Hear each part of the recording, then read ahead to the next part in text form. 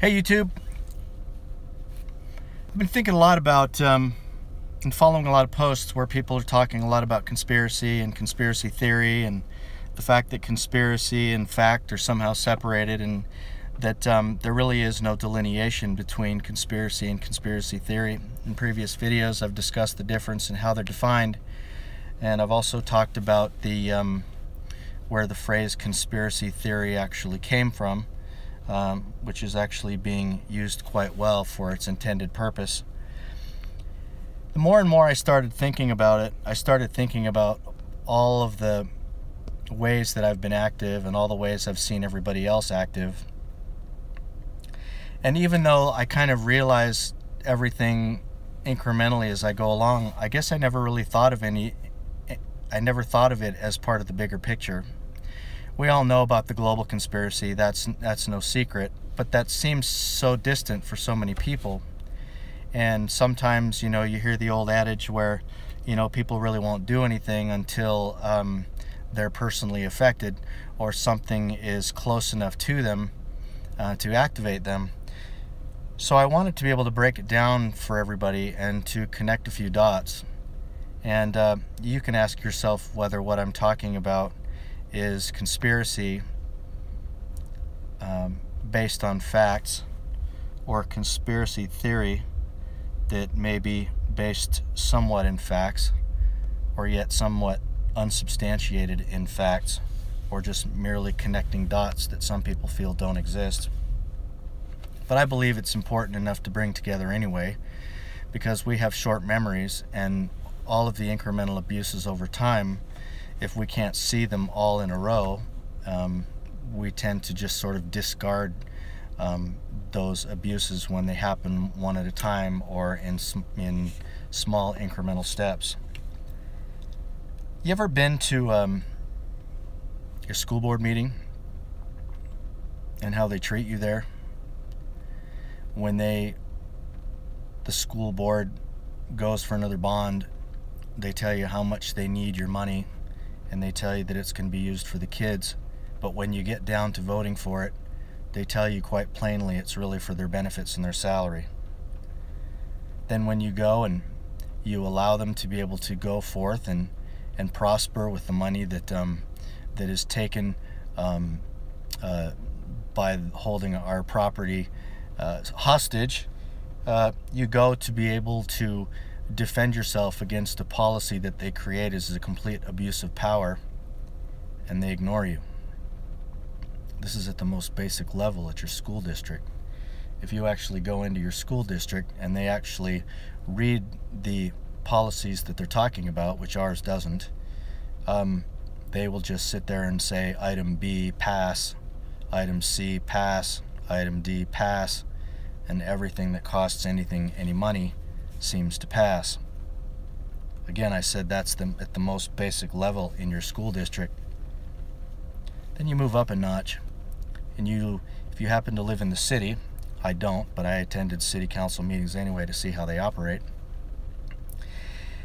and you see the mayor sitting there among his council members, and you hear statements that council members make about the fact that they are there following their leader, which clearly helps you identify the fact that the council members that are voted in don't even understand what their role as council members are to the mayor.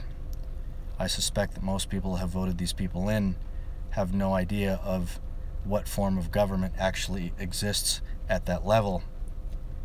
When you speak out about an abuse after electing somebody that wants your vote, they ignore you. They call you a conspiracy theorist. They limit you or silence your ability to speak. And then they have law enforcement. They threaten you with law enforcement to take you out of there for merely expressing your freedom of speech and your disdain or your dissatisfaction with one of the oppressive policies that they pass administratively that somehow they believe has full force and effect of law. So we've covered the school district and the city councils. Now we move into the county commissioners. When you move into the county commissioners, The commissioners are the executive branch for the county. They make decisions. They handle the sheriff's budget. They deal with a variety of other issues. The interesting thing about the county commissioner meetings that's different than the school board or the city council is the fact that commissioner meetings somehow are so much more important, that their meetings last all day, that it's absolutely impossible for anybody that works to be able to attend and hold the county commissioners accountable. Therefore, it's extra important to be able to make sure that we have elected officials that understand the form of government that we have, what the proper application of policy is, and what jurisdiction they have in imposing certain laws and policies that they create. When you go before the county, if you're lucky enough to be able to do that, if you're not working or taking the time off, which costs you money just as much as it does to elect the county officials, you'll find out that you're met with the same type of an environment. I know in our particular environment there are county commissioners that love to be able to spend our money. They've gone over budget on libraries, they've gone over budget on police departments, they've gone over budget on public parking lots for the library that was paid for by your tax dollars, but now they feel like since it costs so much more money, they're going to have to charge a parking fee to allow you into the library. Everybody knows that libraries are used mostly by the indigent and people that don't have computers. So who's actually getting hammered there? They will actually snub your, there's actually several of them that are in favor of a new jail and a new jail bond, questioning what that's for when the incarceration rate in this country tends to rise, and the answer to all of their problems is to be able to spend our money to be able to incarcerate us for violating issues related to infractions and administrative policy. Don't even try to talk to them about something that they have no clue about, because then what they end up doing is delphi-ing you into the position where whatever you say is just a lie or fake news. Then we step it up a notch out of the county and we go to the state. Here's the thing. When you go to the legislature, and I've gone to the legislature for years, and legislators will even tell you, when you go to committee, which is where you're supposed to be heard about your particular support or opposition to a bill, they will commonly tell you that they've already made up their mind, so that you need to get to them before that actually happens. That's a form of abuse, you guys. The legislature in this particular state with the GOP elitist type of control has basically suppressed constitutionalists and kind of isolated us as a sort of fringe group, while they're condemning us for holding them to the letter of the law, ironically, when most of them are attorneys that are required to adhere to the letter of the law relating to the law itself as it pertains to the judiciary. We know that bills end up passing that are completely abusive. We know that they admit to not reading the bills, and we continue to appeal to the legislature and without remedy. And we continue to get frustrated, and the government's answer to an unruly public, because they don't listen, is to be able to further militarize law enforcement and to be able to impose more oppressive policies to be able to contain us. When you step up a notch, you move into the judicial branch. The judicial branch, as you know, deals with magistrates that either have degrees in law or don't, because you can actually run, I think, according to Title I of the Idaho Code, without a law degree. I've thought of doing it myself. But what we find, though, is that our Constitution and our Declaration of Rights, I think it's in Section 7 or Section 8, the legislature has deemed that they can deny our right to trial by jury in all cases and pick and choose when we actually get a jury and when we don't. The interesting thing about that too as well is the fact that when you go and you try to respond to a ticket, it says that you're going to be going before a magistrate. What happens when you go to show up at that location that says that you're going to be meeting with a magistrate is you're meeting with the prosecuting attorney. Most people don't realize that the prosecuting attorney's job is to prosecute you. They are not in a position of being the arbiter, or they are in the position right now because they're actually replacing the magistrate.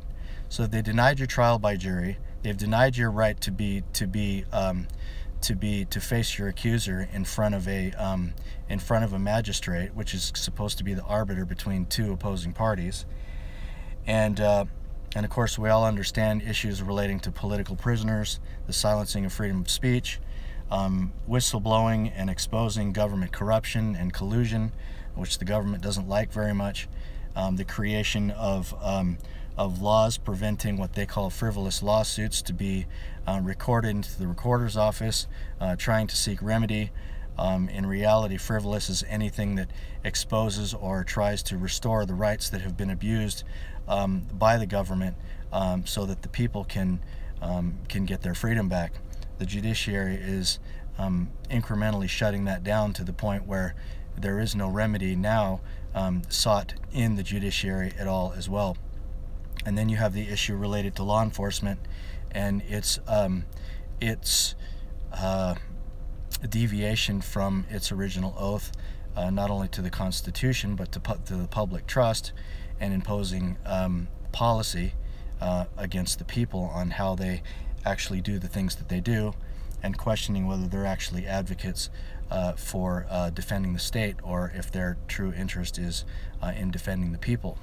I believe that many of them are well-intentioned and have the intention on serving the good of the people. The problem is that the people have not been vigilant enough to force them to understand, or to suggestively encourage understanding the limitations of a particular government entity in the preservation of our rights.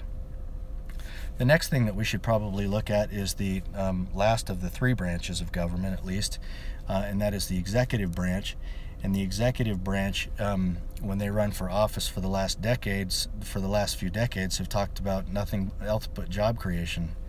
And my question has always been, where in our Constitution does it say that the governor's job, or that the job of the governor is to create jobs? When he says that, it appears that he is more interested, or he's acting more like the chairman or the CEO of a private corporation than he is for a governor, in doing what he can to be able to create profits for his state, rather than just getting out of the way, reducing the regulations, and allowing people to freely run their own businesses the way they see fit. The other issue related to the executive branch is the overreach of the bureaucratic agencies. According to our Constitution, I think there had to be a maximum of 20 executive agencies created by 1975, and Idaho currently has, I think it's either 42 or 52, which is an open abuse of that authority, in addition to the governor's recent passage of SB 1067, which has allowed a global supranational governing entity to work with the states to be able to collect child support for people that live in foreign countries, which is nowhere also either in our state constitution or in our federal constitution. So as you can see, we've got abusive governments all the way down to the most basic level: the school districts, city councils, county commissioners, legislature, judiciary, and the executive. I'd like to add to that a few extras just for good measure. I was some time ago, I was a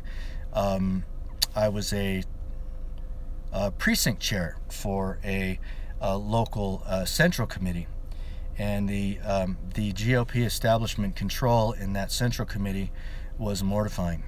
It was probably the worst political experience I ever had, from a position of representing people, watching the one-sided events occur, silencing the opposition, which, by the way, was far more educated on things related to the Constitution and the limitations of government than their priority, which is maintaining republicanism and making sure that Idaho is a Republican state.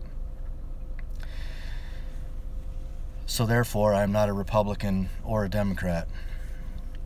They want to be able to maintain control. They want to silence opposition, and they get angry when guys like us challenge their adherence to, or their lack of adherence to, the bylaws of the particular central committee, all the while wondering why we call them out for being inconsistent. If they're not going to adhere to the party platform or their bylaws, why we would expect them to be able to adhere closely to the Constitution, and ironically, most of them are attorneys.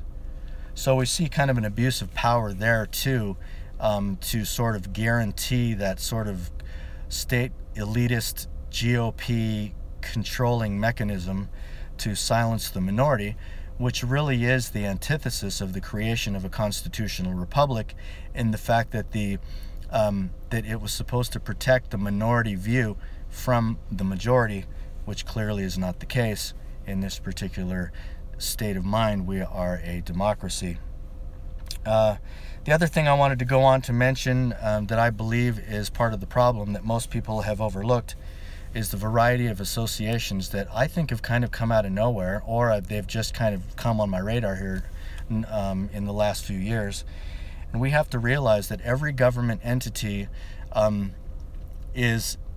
has the ability to be able to abuse the power of the people while extorting the money from the people to be able to substantiate and to grow itself without limitations. To make matters worse, we have these entities now that have further collectivized, creating associations.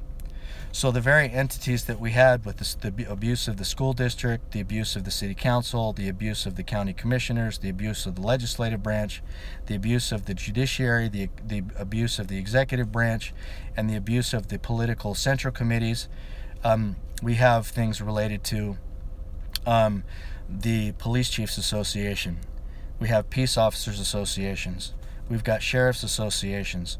We've got the police and sheriffs associations. We've got the integration between the police and the sheriffs. I believe Utah has a metro police station, which causes all kinds of questions for me related to the separations of power and the checks and balances. We have, by doing the police and the sheriff integration, we further federalize our local law enforcement by further collectivizing the two entities, and a greater move toward globalization. The globalists believe if we could break down the incremental sovereignties and separations of power, it would be easier to be able to move toward a global collective. So as I come to the end of this video, I wanted to be able to mention to you that we have school board associations. The school boards and the councils meet together in places like Coeur d'Alene or in other things, and they stay in hotels and they eat good food and they spend your money and they probably waste your time, and they find crafty ways to be able to pass bonds on one hand while they end up restricting the rights of you and your kids on the other. We have police, and we've got let's see, we've got school district associations, we've got we've got associations of mayors, we've got associations of committees. On the local level, we've got ALEC, which is the American Legislative Exchange Council. So we've got an association of legislators relating to the Article 5 Convention. We can see that ALEC is a major player there. So we have the legislature that's actually been hijacked, which are public officials that are operating in the capacity, one could argue, of a private corporation or a private entity, ALEC, creating policy that again comes against the people and restricts the property rights and using your money to do it. We have the Commissioners Association. We have the, let's see, I would guess, well, we have the Bar Association. So that is a private association for people that are members of the bar, which would encompass all attorneys and all judges and all prosecuting attorneys as well.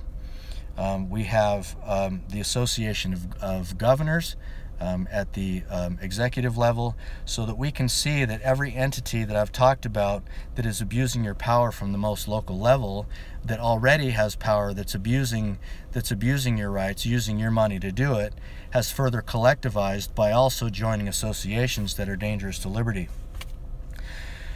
In summarizing this video, what I wanted to be able to do is, by telling you every one of those different things, is to be able to look at what my original statement was in this video. Is this a conspiracy, or is this a conspiracy theory to look at what's been happening? Your government has incrementally gone rogue and they've used your money to do it. And if you step in line to be able to try to speak your mind, no matter what area of government is, you're getting shut down. Now, I've got to tell you, there is, in order for something to be that well orchestrated, there has to be an orchestrator. There is not, I can guarantee you that the intellect of the Middleton School District does not have the brains to be able to pull together an entire state or an entire nation full of school boards in creation of an association to abuse the people. The question is are they abusing people on purpose, or are they doing it by accident? And I've got to be able to tell you guys, because of the unification and the uniformity in which they abuse our authority and shut us down, it is a brilliant plan. It is a brilliant uniform plan, and there has to be an entity that is in control of all these things because of the fact that they're all on the same page. The task for us is to be able to treat these entities a little bit different, and trying to figure out who those that are in this, that are legitimately good people trying to do what they're doing, and helping them understand what role they're playing, and helping them see what we see from the perspective that we see it. If this entity is this well armed and this well oiled, and the machinations are in place for them to be able to disrupt everything that we do to try to achieve any remedy wherever we can, this problem is much worse than most people realize, and therefore this video should encourage you to really realize the seriousness of what this is when you start lining every bit of every government agency and bureaucracy up, understanding that they're operating in the same fashion in no matter what meeting you end up going to. And so they're very good at silencing opposition. They're very good at having you removed from public forum, which is against the law, in my opinion, and it needs to be dealt with. So the video really is to be able to try to help encourage people to really see things for what they are, to be able to identify things for what they are, and then to be able to take appropriate action to try to be able to expose what this is, in the effort of trying to restore liberty and our ability to speak freely as we need to, and identify abuses that we need to, without being told that what we think isn't reality. Because in reality, most of us are far more educated on the issues than in most cases with people that are in our own government. And so we are our government's keeper. It is our job to be able to hold them inside the box and hold them accountable. And the thing that's really missing are the numbers and the amount of people like you and I to be able to make this happen. We've got school boards that nobody's going to. We've got central committees that nobody's going to. We've got the ICJC meetings that nobody's going to, nobody even knows about. We've got association meetings that are probably closed to anybody that is not a mayor or a bar member or a school board member or any of these other things, and we need to make sure that we start taking appropriate action. So I hope it opens up a particular perspective for you guys.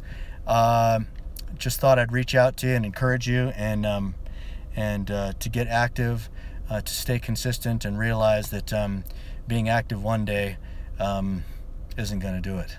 It needs to be a consistent, concerted action plan, and we need to join with others to be able to help become part of the solution. So hope you guys have a great week. Thanks for listening. Talk to you later. Bye.